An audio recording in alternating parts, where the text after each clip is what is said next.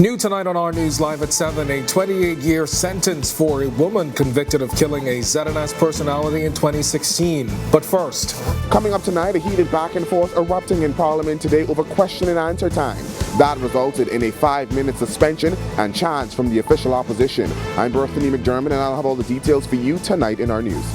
The CARICOM Heads of Government meeting kicks off in Nassau next week, but how much do you know about the regional body? Sasha Lightbourne takes a look. Then in our news at 7:30, a private company helps to shine a spotlight on crime hotspots. We'll tell you how straight ahead.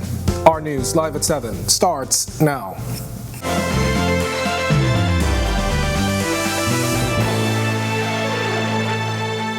Welcome to Our News Live at 7. Thanks for joining us tonight. I'm Kendino Knowles. A 28-year sentence for a woman who was arraigned on robbery that ended in the murder of a ZNS radio announcer back in 2016. Her 34-year-old co-accused who fatally shot the announcer getting close to 50 years behind bars. We've got more from today's sentencing hearing, as well as details from inside the courtroom where a 42-year-old man pleaded not guilty to stealing $14,000 from the Disaster Reconstruction Authority.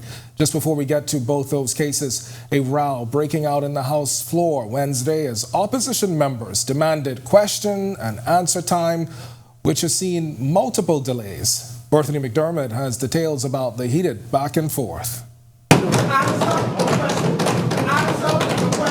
What was expected to be a short meeting in Parliament turned into a shouting match between both sides as the official opposition spoke out over another delay of question and answer time. Question and answer time is typically scheduled for the second Wednesday of every month, but today, Parliament started with Opposition Leader Michael Pintard raising the issue. We know that this is the second Wednesday of the month, and we wish to have on the record whether or not the government intends to honor its commitment to honor the questions of the opposition. That we intend to this morning lay bills, and then we will break in return on the 20th, during which time we will honor not only the questions, Madam Speaker, but also will cause for the debate that they've requested. But that answer wasn't sitting well with Pintard. They should honor their word, stay in the House of Assembly today, let's do the people's work. We do not accept what they're saying. Leader of Government Business, Obi Wilchcombe, reiterated his point that it will happen on February 20th when the House resumes. That prompted this back and forth.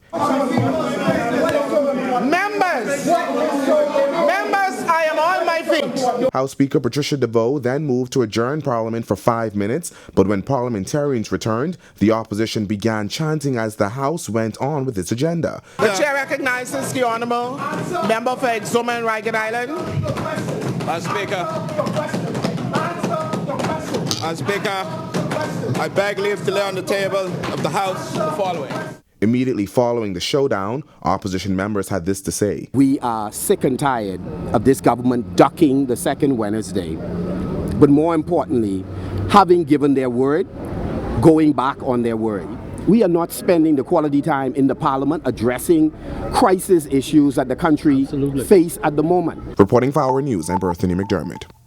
And meanwhile, Progressive Liberal Party leader, Chairman Fred Mitchell, issuing a statement this afternoon applauding the performance of House Speaker Patricia DeVoe for her response to what he's calling the unprovoked, intemperate actions of the opposition leader and his colleagues. Mitchell says the actions were nothing short of disgraceful, adding it interrupted the people's business.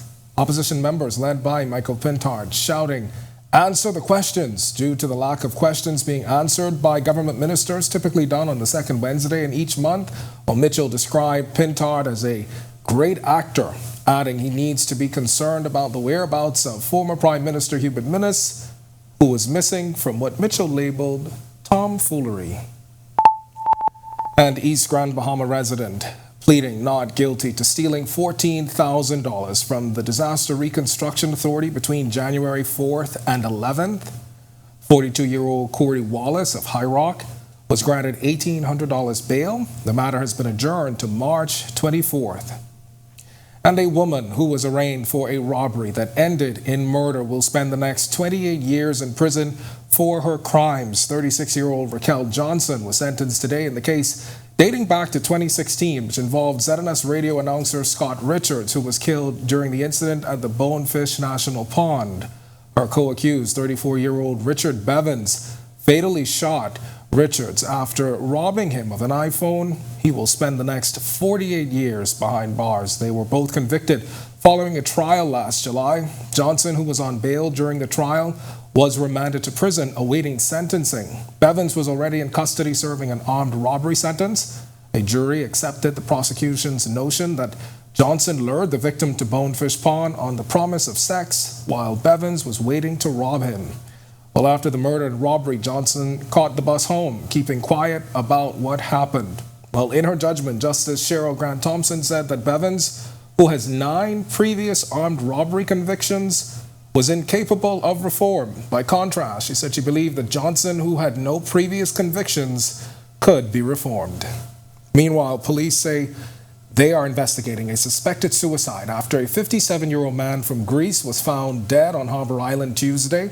Officers telling Our News they were notified of the incident sometime around 5:30 p.m. when a man who was found hanging from a balcony in the Narrows with a rope around his neck. The man was pronounced dead by a local doctor. Investigations continue. $1,000 worth of marijuana that was found by police. They say they have no suspects in custody at this time. Officers in Operation Ceasefire here in New Providence say they made that find on Tuesday around 1:15 p.m. while on routine patrol on Wiseman Avenue in Pinewood Gardens. Officials say they saw 2 men acting suspiciously, and when the men saw the officers, police say they fled, throwing a bag into an unfinished building in a bushy area. Police say the bag contained the suspected marijuana. The incident is still under investigation. We've got much more to get to in a moment, but for now, it's your first look at temperatures with meteorologist Greg Thompson. He's standing by in the Weather Center. Greg? Yeah, thanks, Candine, and happy Wednesday evening, everybody. A cool evening. We did have a lot of clouds outside, so it made it feel a lot cool across the islands. Those temperatures will continue to fall off a little bit. 75 degrees outside our studios right now with partly cloudy skies. It's breezy, so that's keeping it feeling cool as well. East winds at 16 miles per hour, and your feel slight temperature at 74 degrees. Temperatures around the islands tonight, it is 71 in Freeport, 73 in Allenstown, Bimini, as well as in Marsh Harbour, Abaco, 74 in Great Harbour Key, also in Governor's Harbour, Nicholstown, Andros, 75, as well as in the capital, into the central Bahamas, 76 in Kemps Bay. We pick up more 75s in Arthurstown, Cat Island, Coburn Town, San Salvador, 77s in Georgetown and Deadman's Key, and into the southeast Bahamas, 79 in Duncantown, Ragged Island, pair of 77s in Colonel Hill, Cricket Island, Delectable Bay, 78 over in Abrahams Bay, 79 in Matthewtown, Inagua, and Providenciales, Turks and Caicos Islands. You round out our temperature profile in the near 80-degree mark. Satellite view, quiet weather. Once again, the winds are still picking up out there, and that's keeping things rather breezy for us. Those winds will continue. Nothing much happening in terms of any precipitation. There is a frontal boundary that's been hanging near the southeast Bahamas that will continue to dissipate and move out of the area. Of course, that high pressure system will keep us breezy and pull out towards the east. That's going to be paving the way for a frontal boundary. We expect that to get near sometime late Saturday and into early Sunday, so we're going to see some changes in our temperatures as well as our weather profile. That's your first check on weather. Stick with us. I'll look at the extended forecast is still to come. Thanks, Greg. And still to come on Our News, if you've ever wondered what CARICOM is and how the Bahamas is involved, we take a closer look at the regional body. And Junior Junkanoo is back. We'll tell you how you can get the best seat in the house and how to steer clear of all the action if you're still making your way around town tomorrow evening. Plus, how do road specialists determine which areas need work next? Our Jamila Mizik gets up close in this week's Work in Progress. That's coming up when Our News continues.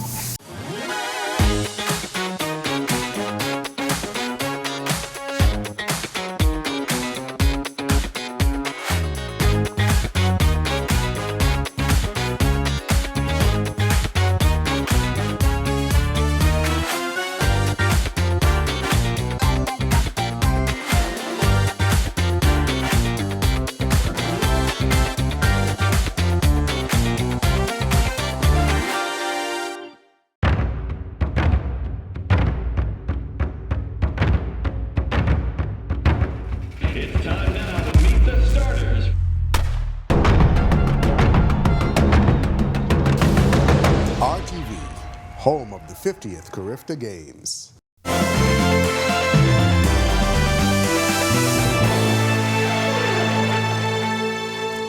The Bahamas is preparing to host regional leaders at the upcoming CARICOM Heads of Government meeting. Prime Minister Philip Davis will simultaneously chair the meeting. But what exactly is CARICOM and why should you care? Our Sasha Lightborn has the answer in this report. The Caribbean community, better known as CARICOM, was created on July 4th, 1973 with the signing of the Treaty of Chugaramas. Signatories included Prime Ministers Errol Barrow of Barbados, Forbes Burnham of Guyana, Jamaica's Michael Manley, and Eric Williams of Trinidad and Tobago. Today, there are 20 countries. The Bahamas is one of 15 member states, and there are 5 associate members. 16 million citizens live in CARICOM countries. 60% are under 30, mainly indigenous people, descendants of Africans, Indians, Europeans, Chinese, Portuguese, and Japanese. The community is multilingual, with English as the major language, complemented by French and Dutch, and variations of these, as well as African and Asian expressions. Stretching from the Bahamas in the north to Suriname and Guyana in South America, CARICOM states are considered developing countries, and except for Belize in Central America and Guyana and Suriname in South America, all members are island states. While these states are relatively small, both in population and size, there is also great diversity with geography and population, as well as the levels of economic and social development. That said, like the Bahamas, CARICOM will celebrate its 50th anniversary in July. Reporting for our news, I'm Sasha Lightborn. All right, now to another highly anticipated event. We're less than 24 hours away from the return of Junior Junkanoo. Joshua Williams caught up with one of the cultural officers who was busy fine-tuning last-minute details for the parade. Junior Junkanoo is back and schools in Nassau are ready to hit bay. The parade, which kicks off at 6:30, is making its long-awaited return after a hiatus due to COVID. Cultural Affairs Officer Ellery DeVoe. The teachers and the kids are excited to go. You know, this was a almost 2.5 years hiatus from COVID. So the kids are looking forward to this. They're excited. Like I said, some came out, they're waiting for the number drawing this evening. So once they get that sorted out, it's a good. DeVoe says the change from a Christmas parade to the current date better serves students and their handling of schoolwork. Before the pandemic, the previous government changed the parades. So once they changed the parades, which worked for the schools, for administrative education, because that's the time where, you know, kids are doing their exams. So once the exams are finished, you know, they rush straight to the shack. We don't want the kids to have no distraction. So the best time was a dull time, which is January, but we had to move it back February due to circumstances, yes. This year, the parade will feature 13 schools ranging from preschool to high school. We also caught up with Youth, Sports and Culture Minister Mario Boleg today. Preparation's going pretty well. I think things is going to start on time at 6 p.m. We're happy to know that we've got a little increase in the schools that will be participating, not as much as we would have wanted. But again, we know after the 2 years hiatus, some of the principals are more focused on the kids getting back in the classroom, so we understand that.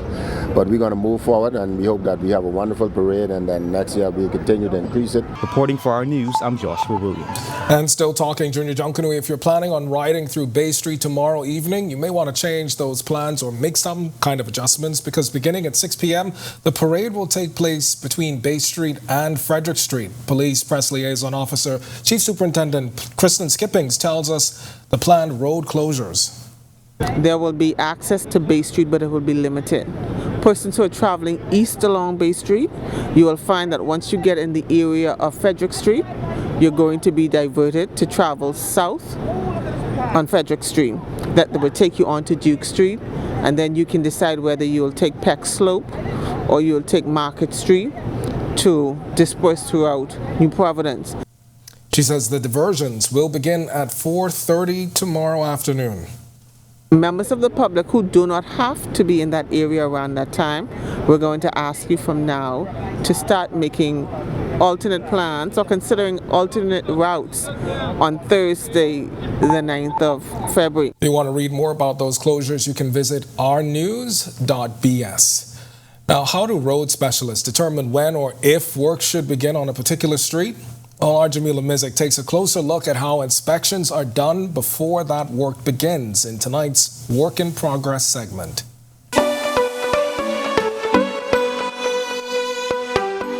Sidewalk construction, road paving, and pothole patching are just some of the everyday tasks on the Ministry of Works agenda.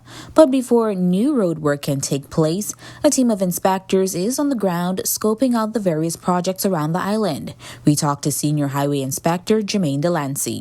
What we do is we go out and we find a road that needs to be paved. We'll scope it, we'll take the measurements, we'll take the width, we'll look at the condition, and we'll make a report. And if it's feasible, it will be approved by the hierarchies upstairs, and then we proceed with actually doing the work. Then we'll actually contract out a contractor to do the job. Delancey says they're also responsible for project management. We go from one project to the next, and we make sure the contractor is doing quality control, making sure that the levels, the compaction tests, the densities, everything is spot on before we can give the approval. And he says motorists may soon have more newly paved roads on the way. We're trying to put together something right now so we can get all the roads in Nassau paved.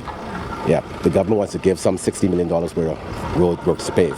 So we're in the process right now of scoping all that stuff. We're going to be finished probably by the end of this month, and then we can start the work. Reporting for Work in Progress for Our News, I'm Jamila Mizik. When our news comes back from the break, we turn our spotlight to stories making headlines across the world as a Jamaican police officer is charged with abduction and rape. Plus, a stunning commemorative coin is unveiled in celebration of our 50th independence. We have a sneak peek coming up.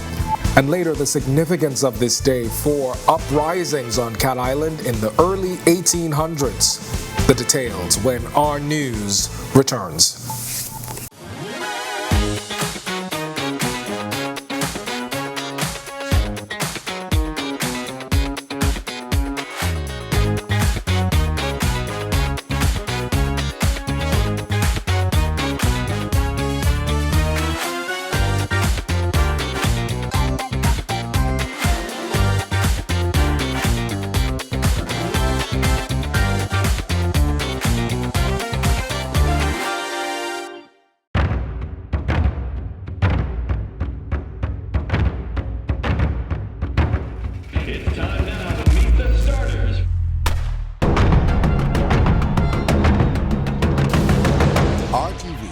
Home of the 50th CARIFTA Games.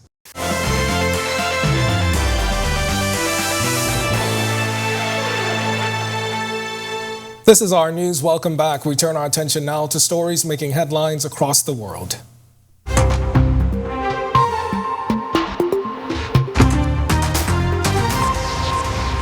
Dozens of people gathered around aid trucks in the quake-hit province in Turkey to receive humanitarian aid. Quake victims voiced their frustration as they lined up to get warm clothes, food, and water.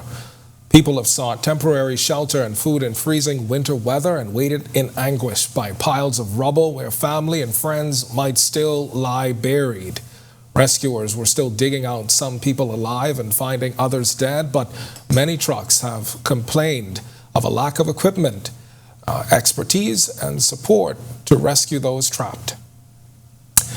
In what was the nation's largest ever drug seizure, New Zealand police say they found more than 3 tons of cocaine floating in a remote part of the Pacific Ocean after it was dropped there by an international drug smuggling syndicate. While they had yet to make any arrests, police said they had dealt a massive financial blow to the South American producers of the drugs. New Zealand Police Commissioner Andrew Coster said the wholesale value was about 500 million New Zealand dollars, that's about $316 million, and was likely destined for Australia. We believe there was enough cocaine to service the Australian market for about 1 year, and this would be more than New Zealand would use in 30 years. United Nations Chief Antonio Guterres warning this week the world is facing challenges unlike any in our lifetimes and expressed fear of a wider war as the first anniversary of Russia's invasion on Ukraine approaches. Guterres said experts who surveyed the state of the world in 2023 set the doomsday clock at 90 seconds to midnight. It's the closest ever to total global catastrophe. And another Haitian journalist has been kidnapped by suspected gangs. This as colleagues are demanding his release. The journalist was identified by the Office of Citizen Protection as Jean Thony Lorth, who works for Radio Vision 2000. Local media reported that Lorth was headed to a funeral with two other people, including his brother, who is a professor, when they were kidnapped last Friday in Port-au-Prince. Authorities say a gang called T Macaque is known to control the community where he was kidnapped. Gang members have also killed two other journalists who were reporting in that area. And authorities say a Jamaican police officer has been charged with abducting and raping a woman following a traffic stop. The incident reportedly happened late last month. A statement from the Jamaica Constabulary Force said the officer allegedly demanded money in exchange for not charging the woman with an unidentified traffic violation. It said the officer then took the woman to an ATM machine and later raped her. Police say they have launched an investigation. An anesthesiologist blamed for an outbreak of meningitis that has killed 35 patients and sickened 79 in Mexico has been arrested. Chief prosecutor in the northern state of Durango, Sonia de la Garza, alleged doctors used contaminated morphine and improper procedures in administering spinal blocks, mainly on pregnant women. Authorities say the doctor, whose name was withheld, apparently carried his own morphine from one private hospital to another, spreading the fungal infection. It was unclear what charges he will face. Still to come on our news, today in history, find out interesting facts about the day that was February 8th and the 1990 birthday of a Bahamian American NBA star. Plus, Greg is back with your extended weather forecast. And then in our news at 7:30, junior Junkanoo alumni reflect on the cultural significance of the parade. That's coming up when Our News returns.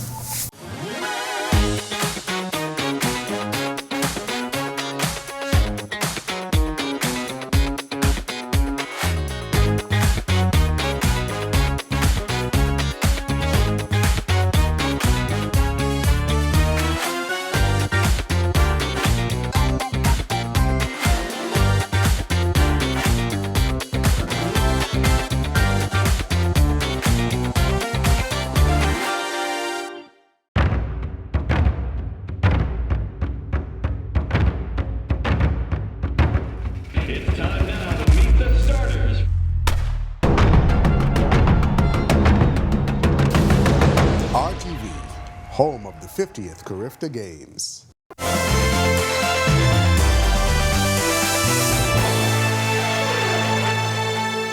Welcome back to Our News. It's time now to turn our spotlight on events that shaped the day that was February 8th. Take a look.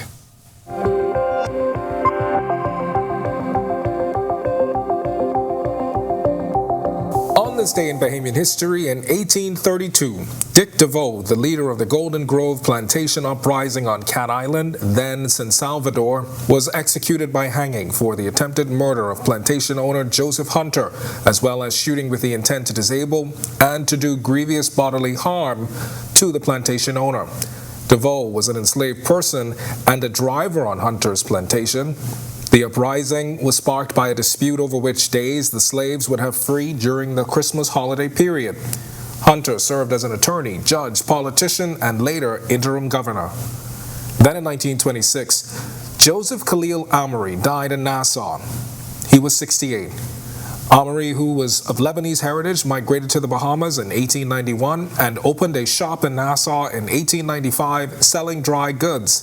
Then, as early as 1923, the J.K. Amory store began selling business supplies.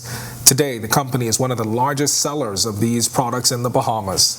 And finally, on this day in 1990, Clay Alexander Thompson was born in Los Angeles. The Bahamian American professional basketball player currently plays for the NBA's Golden State Warriors. Thompson is the son of Bahamian basketball legend Michael Sweetbells Thompson, who played in the NBA for the LA Lakers from 1987 to 1991. As a member of the Warriors, Thompson has won 3 NBA championships in 2015, 2017, and 2018, and is also an Olympic gold medalist as part of the United States men's basketball team in the 2016 Olympic Games in Brazil.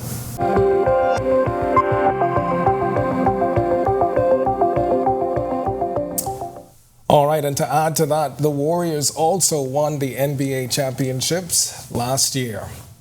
Well, the Central Bank of the Bahamas Art Gallery, the backdrop for the official release of the Commemorative Coin in celebration of the country's 50th anniversary of independence. Megan Shepard was there and has the stunning details. Coin collectors now have another beautifully minted coin to add to their collections. This one, the $50 silver-proof lignum vitae coin, in commemoration of the country's 50th anniversary of independence. Governor of the Central Bank of the Bahamas, John Roll. The reverse side of this coin showcases the beautiful flora of the Bahamas. In this case, the purple 5-petal flower of our national tree, the lignum vitae, and on the obverse side of the coin, as is tradition, the coat of arms. Roll says, as is tradition, the silver minted coins will be available in limited quantities, just under 1,000 to be exact. We usually mint, in a case like this, maybe 1,000 coins, and so it is a collector's item, and it's intended to be a limited supply. So you can go to any of the local coin dealers or the commercial banks, and they would usually have them, or they can arrange to get them for whoever is interested. And as it relates to price, Roll notes that the coin will cost more than its $50 face value, but less than $200. Gold coins will also be minted. The bank is going to introduce at least 2 other collector's coin close to the date of independence.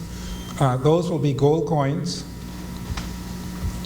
and they're going to showcase other aspects of the history and culture of the Bahamas. The silver coin will be available to the general public on February 10th. Reporting for Our News, I'm Megan Shepard. All right, they really are stunning. I hope Megan got 2 of them for us. I'll check with you again, Megan. Thanks for that, Megan. And to watch that story again, for all of today's top stories, you can visit ournews.bs. Remember, you can share your favorite stories right from the Our News Bahamas Facebook page. That's going to do it for us in News at 7. Joining us now is Italia Holm. She's got the latest headlines. Italia, you think Megan snatched 2 or 3 I would of those hope so, coins because they're very pretty. I would hope so. Megan, Yeah, I'm going to really ask you nice. about that later. Yeah. All right, thanks, Ken. Well, the latest on money missing from the national flag carrier, the airline's managing director is responding to claims tonight, and later how the police force is shining a light to help in the fight against crime. New tonight on Our News Live at 7:30, Bahamasair's managing director denies missing money at the national airline, setting the record straight on the state of affairs. Plus, a partnership shines a light on crime and keeping our community safe.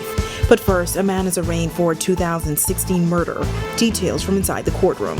And later, it's going to be a celebration when students hit downtown Nassau for the return of Junior Junkanoo, how police are working to keep the parade safe for all. Our News Live at 7:30 starts in a moment.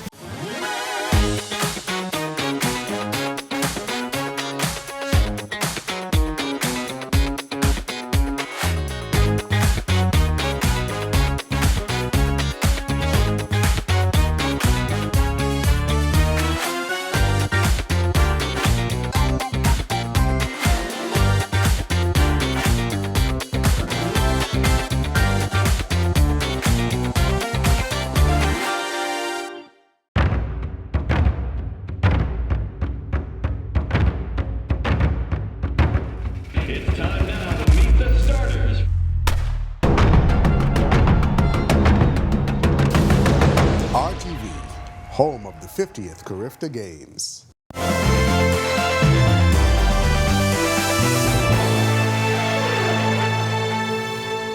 Welcome to our news and thank you for joining us. I'm Natalia Hall. After almost 7 years, a man was officially arraigned in Grand Bahama today for the death of Tushard Barr. At the time of his death, he was in his early 20s. 45-year-old Jared Pinder appeared in the magistrate court and was represented by attorney Paco Deal. Barr, who would have been celebrating a birthday on February 22nd, was killed in the wee hours of the morning at the Les Fountain Plaza on East Sunrise Highway in Freeport on August 6, 2016. Pinder was not required to enter a plea. Bail was denied and he was remanded to prison until May 5, 2023. Well, a 17-year-old boy stabbed in broad daylight on an Apico school campus. Police have a teen suspect in custody who is helping in their investigation. Reports are that the 17-year-old student was on the school's playing field around 10 a.m. Tuesday when he was approached and stabbed by another 17-year-old student with a pocket knife. The victim was transported to the local clinic where he was treated and discharged, while the student with the knife was taken in for questioning. Education Minister Glenys Hannah Martin responded to the matter today just before entering the House of Assembly. We're now reviewing that particular school in Abaco.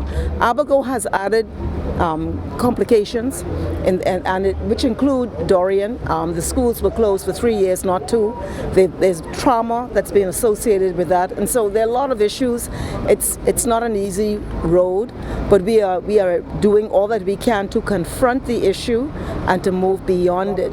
We have to work with our young people to ensure that they find a place of wholeness, and it's been a very challenging time. We will not stop. And the Education Minister says the presence of police on school campuses throughout the country is making a difference. While Hannah Martin says there was not an officer on that particular campus in Apico, she tells us that's now under review. These police officers do more than just police the campus. They do. They engage in mentorship. They do lectures on anger management, etc. It appears to be, from what we're seeing, a very useful program, and statistics are showing a decline in incidents on those campuses where those officers are. And as I've indicated, they're specialized. They're not just police officers. And so we have to keep at it. We got to keep at it until we are able to ensure that we stabilize our campuses. The Royal Bahamas Police Force taking their crime-fighting efforts up a notch by lighting up the streets of New Providence. It's a partnership they've formed with Bahamas Power and Light in hopes of creating safer communities. Jamila Mizik reports. If you're out at night, you may have noticed the streets seem brighter. That's because the police, BPL, and Walker's Enterprise employees have joined forces to install new LED bulbs.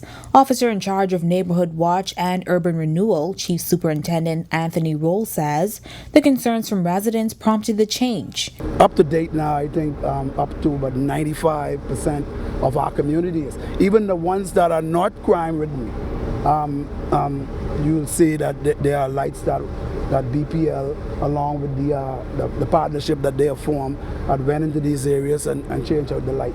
So it's reaping dividends for the community, also for the police. Downtown for sure, the Grove for sure. We have seen our crime starting to plummet in those areas. Chairman of the National Neighborhood Watch Council, Kino Wong, echoing similar sentiments. We do realize that safer and better communities must be lit in order to combat the crime that we have in our country. And ever since this initiative has taken place, we have noticed the reducing crime in certain communities. Bangtown resident Franklin McMinn says he feels safer now with the improved lighting on his street. Even the lights on our home we need to turn on. If you look around right now at night, under the street light helping us. But all the other light like on our homes, everybody have them off. How would you get help if somebody in your yard, you don't know who out there because your lights are off? You can't see who outside, so you're looking to get injured. The street light is helping us well, but everybody have their yards around their house in darkness. That's not good. Reporting for Our News, I'm Jamila Mizik. Yesterday, we brought you a story from Aviation Minister Chester Cooper refuting claims by former Prime Minister Dr. Hubert Minnis that millions of dollars are missing from Bahamasair. Well, I spoke with the Managing Director of Bahamasair, who's also denying those claims, and went into detail as to what exactly happened. I can say very clearly that there are no missing funds for Bahamasair. That's Managing Director of Bahamasair Tracy Cooper. He says there's about $530,000 in deposits made in the bank for Bahamasair. That amount is now reconciled, and there's no dispute regarding funds owed. He adds that it's not unusual for Bahamasair to hire other companies to carry out business on their behalf. And in Haiti, there are 2 companies. So we have a company by the name of Sky High that does all of those payments on behalf of Bahamasair. Before the pandemic, we had where Bahamasair, our service company, was providing funds to Sky High, the funds that they would have from sales, and Sky High would make our payments. And once the COVID-19 pandemic started to wind down, there was some confusion. What was happening was that Bahamasair then discontinued making those contributions to Sky High, but just simply placed them in the bank on behalf of Bahamasair. And for people who have asked why did this issue only come to light due to the former Prime Minister's comments in Parliament this week, here's how the Managing Director responded. We don't just go there and talk about what we do and how we do it on a daily basis. This was something that was the Board of Directors was fully aware what we were doing and how we were doing it. Deputy Managing Director at Bahamasair Prince Store also explained why flights were suspended to Port-au-Prince. The load factors weren't there, and we were also concerned that it was an unstable environment for our crews and our passengers operating into Port-au-Prince. So now we've transferred that over to Cape Haitian, which the load factors in Cape has always been up there, so to speak. Mostly clear skies outside the Our News studios tonight. Meteorologist Greg Thompson has the latest live from the Weather Center. Good evening, Greg. Yeah, thanks, Natalia. Greg, it's chilly outside. I had someone say to me earlier, it feels like Freeport. Yeah, well, we have a relatively dry air mass in place, low-level moisture moving across us, but we do have a little more clouds than mostly clear. Partly cloudy skies outside our studios right now. It's breezy. Temperatures are 74, very comfortable. Your feels like temperature also 74. The winds are blowing out there easterly at 16 miles per hour, and that's keeping it rather a little bit on the nippy side. Satellite view, patchy clouds moving into the Bahamas from the Atlantic. That's low-level moisture associated with a high-pressure system that's just to the northeast of the islands. Weakening frontal boundaries still hanging out near the southeast Bahamas. Couple of isolated showers popping up. You see those really white clouds? Those are some shower activity down there. But the high will slide out towards the east. That's going to be paving the way for a frontal boundary. We expect that front to get near sometime on Saturday. That should bring us a nice change in our weather. Cooler temperatures expected by next week. You'll see that in an extended forecast. That's your quick check on weather. Back to you, Italia. Still to come on Our News, police are stepping up security for this year's Junior Junkanoo Parade, and a Grand Bahama program is equipping volunteers with the skills they need to help young people. And later, Telsey and Turner Rolls' classic play returns to stage this week. We speak with the director and set designer tonight. Stay with us.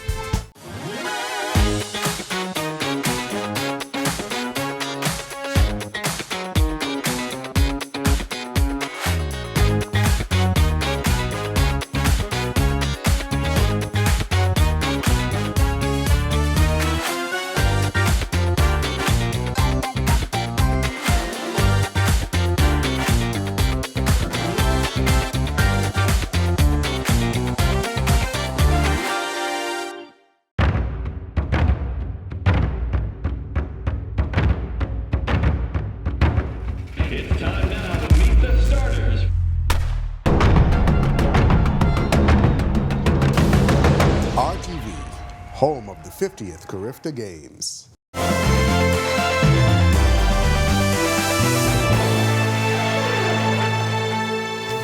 Now, as mentioned, the New Providence Junior Junkanoo Parade takes place tomorrow evening beginning at 6:30 between Bay Street and Frederick Street. The parade is expected to be a safe event for all. Police Press Liaison Officer Chief Superintendent Christine Skippings is sending this message to all those who plan to attend. The same safety precautions that we had in place for the Christmas, for the Boxing Day Junkanoo Parade, and for the New Year's Day Boxing Parade, those same security measures are going to be in place.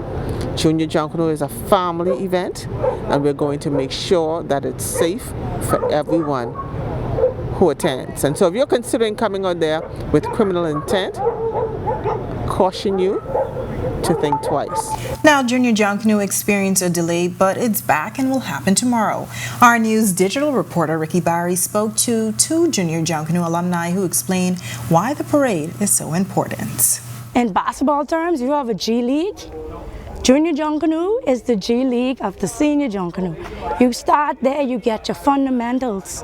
You learn how to build a costume. You learn how to pace. When you graduate from the junior, you move on to the senior. That's how I started. Valley Boys Tum Tum drummer and Junior Junkanoo alumni Wendy Bodie says since graduating from performing in the junior parade, she hasn't missed a single year on bay rushing in the senior parade. Cultural Affairs Officer in the Ministry of Youth, Sports and Culture, Ellery DeVoe, says this transition is common and one of the reasons the junior parade is so important. Junior Junkanoo curves a lot of things in the community. It helps the kids socially, and it's an impact on the culture because they, like I said, it's a fetus program. It starts from the kids, and these kids who are part of Junior Junkanoo, they end up in Senior Junkanoo. DeVoe speaks from experience as he too is a graduate of Junior Junkanoo, having performed with Claridge Primary School. When asked if he has ever secured a win for the school, I know I got a win with in the senior group. I don't know if you want to name them, you can, but I don't understand. No, I wouldn't name them, but we are one of the oldest and the one of the most winningest group on Bay Street. Now, unfortunately, students eager to participate in what should have been last year's Junior Junkanoo Parade had to wait a little longer. The Ministry of Education would have to have the students prepare in January so they wouldn't be distracted from their exams in December. The Junior Junkanoo Parade is set for tomorrow beginning at 6 p.m. downtown. Reporting for Our News, I'm Ricky Barry. When Our News comes back from the break, equipping volunteers to work with young people on Grand Bahama. Plus, coming up in sports for you this evening, DeAndre Ayton putting up big numbers. We'll tell you whether or not it added up to his son's victory. And the latest from the New Province Volleyball Association as their regular season continues, as well as the high school playoffs. That's all coming up in sports. And Woman Take Two is back on stage, opening this week. We'll tell you how you can get tickets when Our News returns.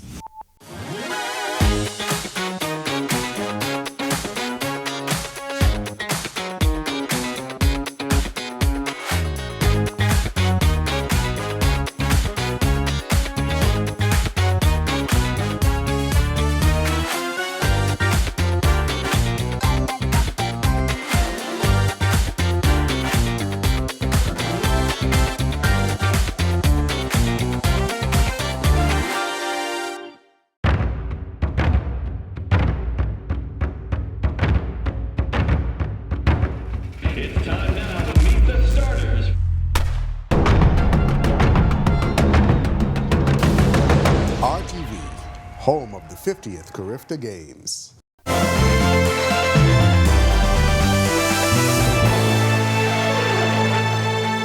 This is Our News. Welcome back. The Ministry of Youth, Sports and Culture hosting orientation for the Youth Leader Certification Program in Grand Bahama this past weekend with the goal to engage, enable, and empower young people. Program facilitator Kenneth Miller noting that he graduated as the youngest participant during the first cohort back in 2011 and now will be a facilitator for the 14-week program. We are going through 14 different modules, and the modules are going to carry you through a myriad of topics. Firstly, positive youth development, which is the module that I normally teach myself, and then we also have designing a youth-based organization. So it's easy for me to create an organization and boom, I'm out in the world. What about the structure for it? Right. What about the standard and practices for it to be registered as a non-profit organization? Right. What about meeting the criteria for the Ministry of Youth, Sports and Culture? How do I formulate a plan that makes me viable for funding? Right. Well, Youth Program Coordinator Carla Brown-Roker noting that while it is great to have volunteers willing to work with young people, it is also important that those volunteers have the necessary skill sets. You will truly be recognized as a nationally certified youth leader in the Commonwealth of the Bahamas, according to regional and international standards. We want to train you, want to expose you, want to sharpen your skills. We want to offer techniques and methods to deal with certain kind of young people. All right, great effort over in Grand Bahama. While Scotiabank has been named the gold sponsor for the upcoming CARIFTA Games. The games, which are slated for April 7th through 10th, will once again put the Bahamas on the world stage. Scotia's Bank Managing Director Roger Archer expressing pride in the company's partnership with the organizers of the games. As for Scotiabank, we have been in the Caribbean for over 130 years. And in the Bahamas, we have served for over 65 years. We have always been a part of the fabric of athletics in the Bahamas, and we continue to support the expansion and development of sport within the Caribbean. Now the bank is donating $100,000 to the games as a part of their sponsorship. Chief Executive Officer of the local organizing committee, Lyndon Maycock, expressing gratitude for the partnership. Their support of the games shows their shared belief that the development of our youth is the security of our future. The CARIFTA Games is a platform for young athletes throughout the Caribbean and the Americas to be seen as they develop and work toward their professional careers. So I'm happy to welcome our newest partner to the greatest junior meet in the world. DeAndre Ayton's big night fueling a Suns victory. Meanwhile, the latest from the New Providence Volleyball Association and the government schools basketball season. Here's Marcellus Hall with a check on sports. Thanks so much, Natalia. Welcome to our sports, everybody. I'm Marcellus Hall. DeAndre Ayton signing a big extension to start the season to remain with the Phoenix Suns. As of late, he's had to shoulder a bigger load. He's got broad shoulders. Last night, having to put up some big numbers. Whether or not it added up to a win, well, let's find out. DeAndre Ayton and his Phoenix Suns on the road taking on the Brooklyn Nets.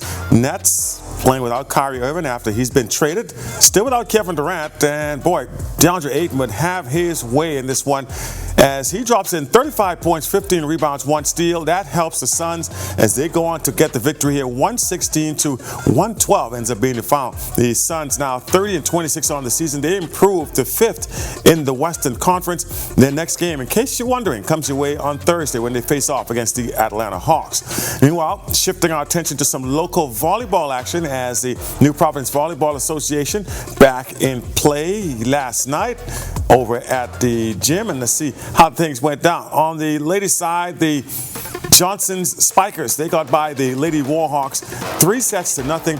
Set scores there 25-17.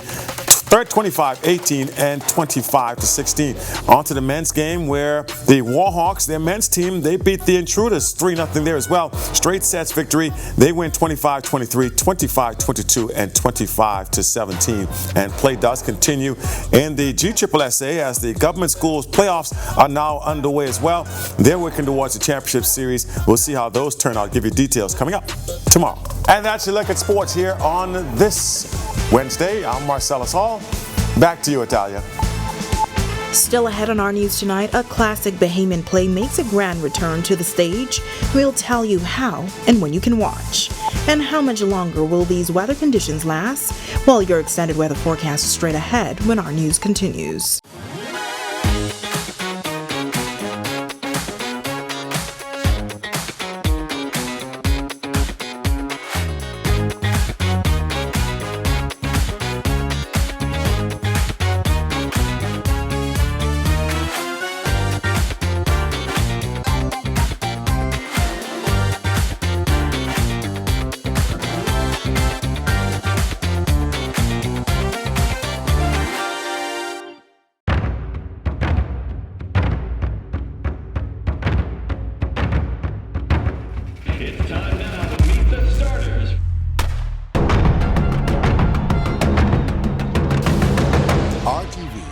Home of the 50th CARIFTA Games.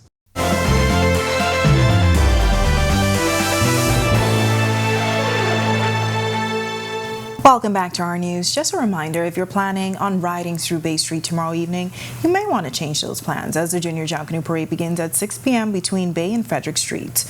Police press liaison officer, Chief Superintendent of Police Chrisling Skippings, tells us the planned road closures will begin tomorrow at 4:30 p.m. To find out how to avoid those closures, head over to ournews.bs. And speaking of Junior Junkanoo, breezy conditions may last a little longer. Greg is back in the Weather Center live with a look ahead. Greg, can you tell us more as to what we can expect tomorrow? Well, it's going to be nice. The breeze is going to still be out there. Might not be as strong across the northwest Bahamas, but we still expect the breezy conditions to stay in place as the ridge remains in place for us. High pressure still across our area. That's going to continue to dominate our weather through at least Saturday morning before we see the front boundary get in here. In the meantime, though, we are watching another boundary that's basically falling apart across the Turks and Caicos as well as the southeast Bahamas. A couple of isolated showers associated with that boundary still triggering across the area, but we expect the front boundary to weaken and push out towards the east. That high will slide out towards the east as well. That's paving the way for this system we have now moving across the south central portions of the United States. Low pressure system attached to that. That front boundary should get in here by Saturday night into Sunday, so we're looking for a couple isolated showers with that. Temperatures will start to moderate before then, but we expect once that front goes through, temperatures will take a dip into the 70s during the daytime hours, 60s at night, and that should carry us into next week. So we're looking for some very nice conditions up until tomorrow, as you mentioned, with the Junior Junkanoo. Future map showing nothing really out there. Some spotty showers well out to the east, and of course that front boundary is still down near the southeast Bahamas. But here comes the front boundary. That should be moving into our area once again, as I mentioned, for Saturday into Sunday time frame, and some showers and isolated thunderstorms likely with that system.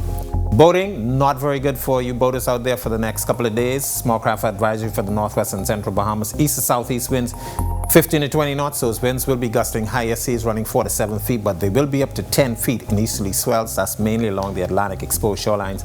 High tide will be at 9:41 tonight for the southeast Bahamas. An advisory for you guys down there. Your winds are a little stiffer. Easterly at 20 to 25 knots, seas 5 to 8 feet, and they will also be up to 10 feet in easterly swells. Here's a look now at your national forecast.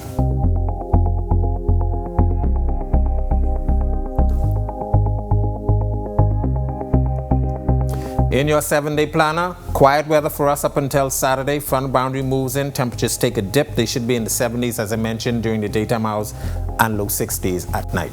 That's a look at our forecast. Back to you, Talia. All right, Greg, thanks so much. Well, a familiar favorite returns to the Dundas stage this week, Woman Take Two.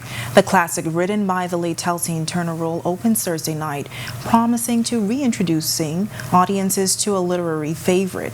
It's a story of love and intrigue, deception, and long-standing social issues, even discrimination. A Haitian Bahamian courts a Bahamian young lady who gets involved in a tangled web of love and betrayal. It's the latest in a series of theatrical favorites coming to the big stage this year in celebration of the 50th independence anniversary. Director and set designer David Burrows says given the popularity of the play, it was a natural fit. Obviously, if you're doing a Bahamian play, you got to do Woman Take Two. Woman Take Two has been on the syllabus from the time it was written, and it's been studied by every child that went through any school. So that was not even a question. The play opens Thursday night for a week with matinees for schools and evening shows. Burrows believes it continues to be an audience favorite because of the exciting plot and continued relevance. Because we don't learn from our mistakes. We repeat them over and over and over again. And, it's funny, I'm watching social media over the past 2 weeks with everything that has just been transpired, and this one is posting about a Haitian doing work for them over here and we're doing over there instead of a Bahamian, and how all of those tensions are still there in our community, and it's still relevant. We don't learn. All right, sounds exciting. And with that, we thank you for joining us for our news tonight. On behalf of the entire team, I'm Natalia Hall. We'll see you tomorrow night. Have a great evening.